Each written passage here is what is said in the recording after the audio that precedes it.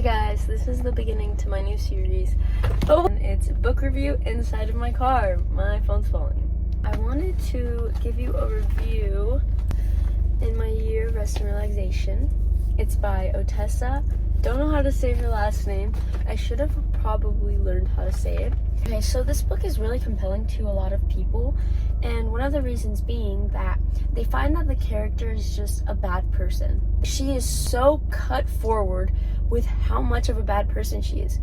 And for a lot of people, it's a little bit troublesome or triggering, whatever you would like to call it. There's no development in character, not in a good way at least. She lived her life for self-satisfaction and didn't care. This girl resented her mother in such a way because growing up, her mother was so cold and she was so ignorant and almost just completely selfish, and she just didn't care that she was selfish. She didn't care she was a bad person.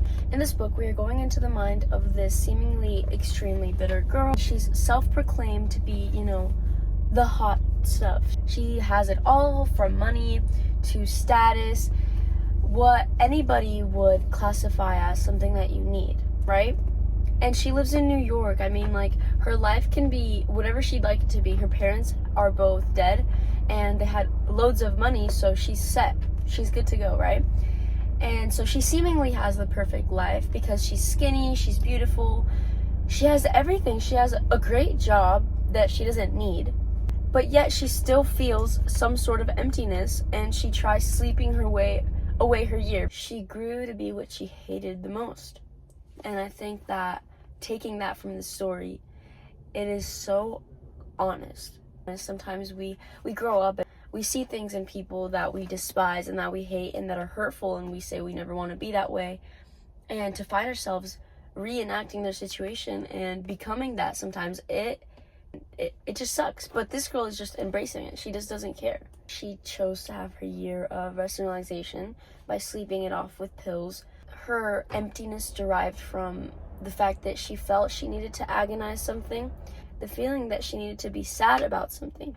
She felt like she needed something to be upset about, something to be sad about, but she couldn't find it in her to be upset, to be sad about the whole situation. It was just people that she grew up around never showed her the love or the tenderness, and it was always so cold, and she was in a house full of strangers. It was almost having to mourn something that was there but not emotionally. The way for her to fulfill her emptiness and that feeling that she's confused as to why she should be sad and she's not, she feels like the best way to deal with the situation is to feel nothing, to not feel guilt for not being sad, to not feel agony for not being sad. This girl feels almost tied down to the fact that she should be sad and she should mourn her family's death, yet she can't. In the book, we later on find out that she does care about a person. She cares about her ex-boyfriend Trevor. We see who Trevor is for the way she describes him, and that is a person who is selfish. He only needed her when it was to fulfill his needs, and then as soon as she fulfilled his needs, he would get rid of her. He would just ignore her the best way that he could, didn't care much about her, showed her company and care enough to the point where she knew he was there, but ungraspable in a way. So we continuously see throughout the book that the only person she even shows slight interest in is Trevor.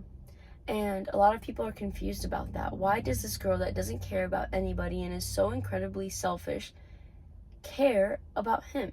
Sometimes we find ourselves longing for and looking for the things we grew up with because it is what we are most comfortable with. Trevor was like her parents. Throughout the book, it also explains how her mom was cold, distant, never caring.